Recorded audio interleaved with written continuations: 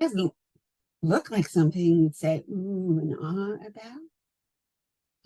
But watch this. Let's say your students are 16 years old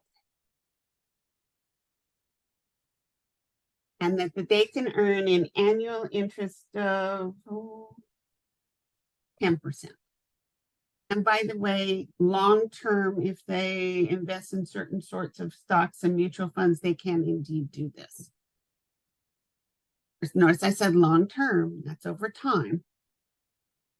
And let's say they have initial investment of $100 that they make into an account, and that every month they put in $50 more. So notice they put $100 in their account at age 16. They're going to save $50 a month from now on. Let's see how much money they're going to have at retirement. The green line that you see, that's the value of the funds of that $50 a month plus $50 a month plus $50 a month, et cetera, et cetera. So they will have put in principle, $29,000 by the age of 65. How much money will they have at the age of 65? Due to compound interest, they'll have $796,703. And your students will say, ooh, I want you to plug in all kinds of things, and they'll all go home and immediately ask their parents for $100 plus $50 a month on into perpetuity for them to be able to be rich when they retire. But it is really neat. I mean, how could they not want to do that?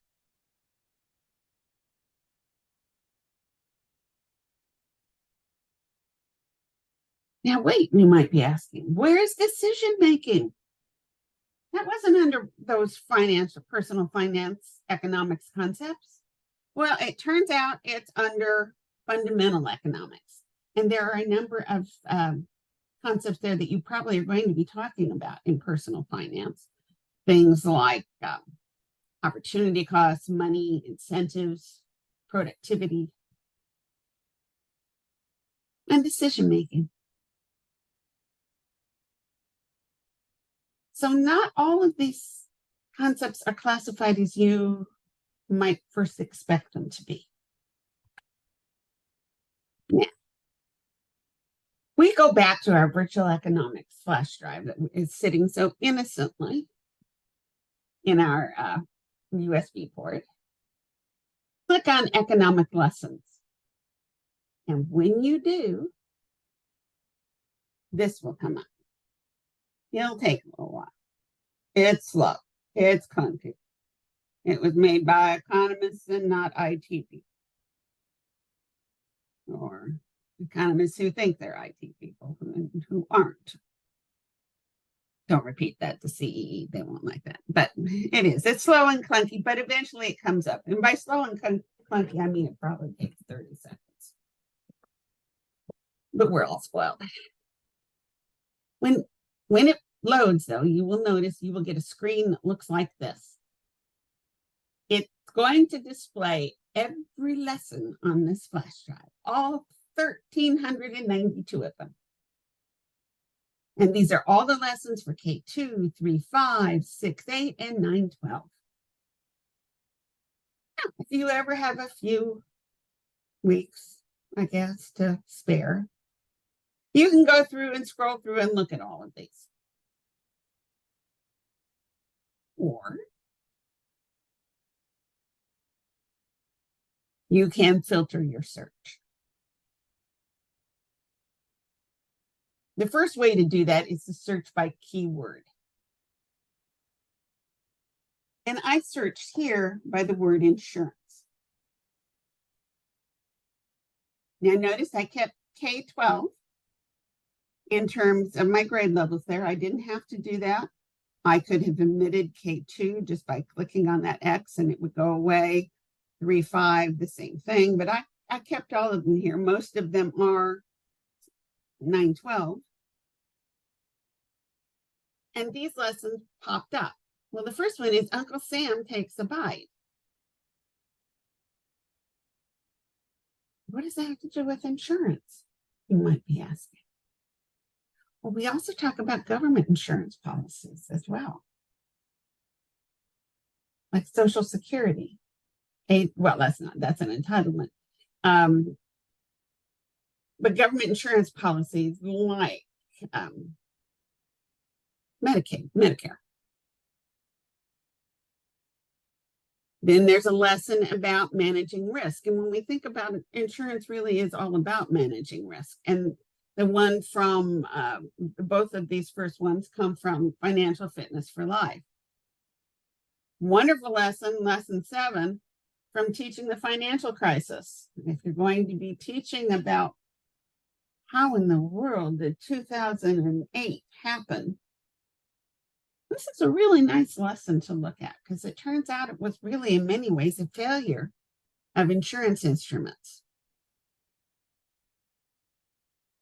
But all these lessons pop up. You can click on the lesson and the lesson will appear. Alternatively, you can search by publication. Now that's how I normally search, but then I've been in this field long enough that I've seen most of these published for the first time and been able to go through most of them. They're given here in alphabetical order, everything from the AP Econ materials on down. When I search by publication in personal finance, the first place I go is to I scroll down to Financial Fitness for Life.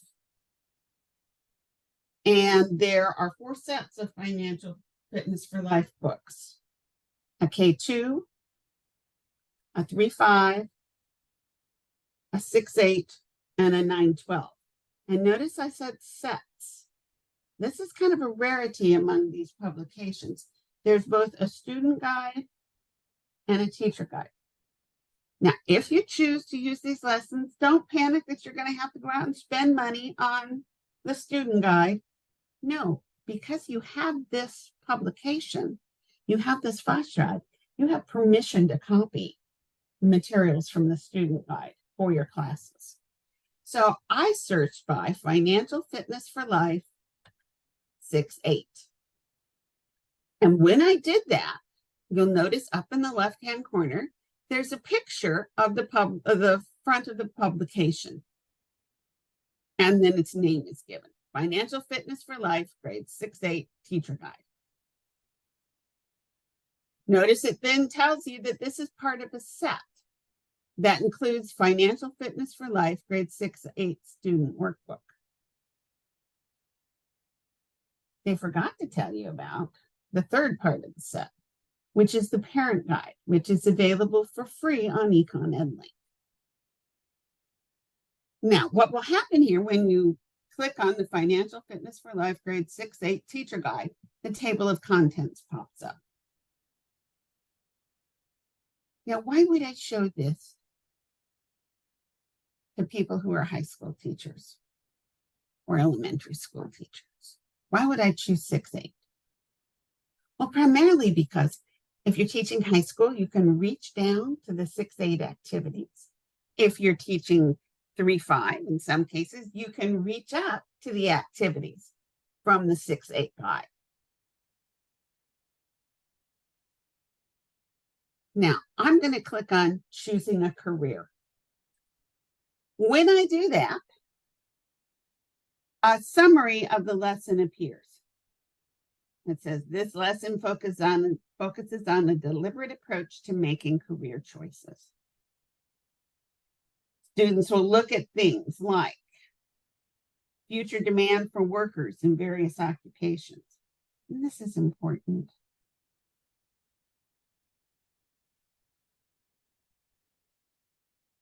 Most analysts predict that over half the jobs in 2033 that will exist in 20, it's easy for me to say, that will exist in 2033 don't exist yet.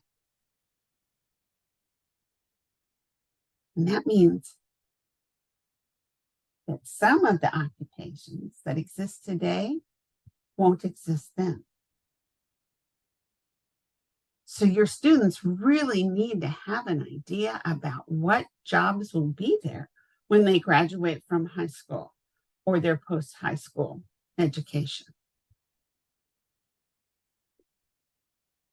They have a short self-assessment they complete about personality assessment, talking about what careers pathways match their interests and abilities.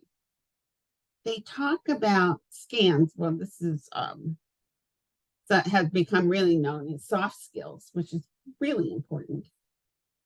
And then they talk about entrepreneurship, which is a lot in a lesson. Now, I think this is a 2 or 3 day lesson. Let's look and see. How can I find that out? I click on View PDF, and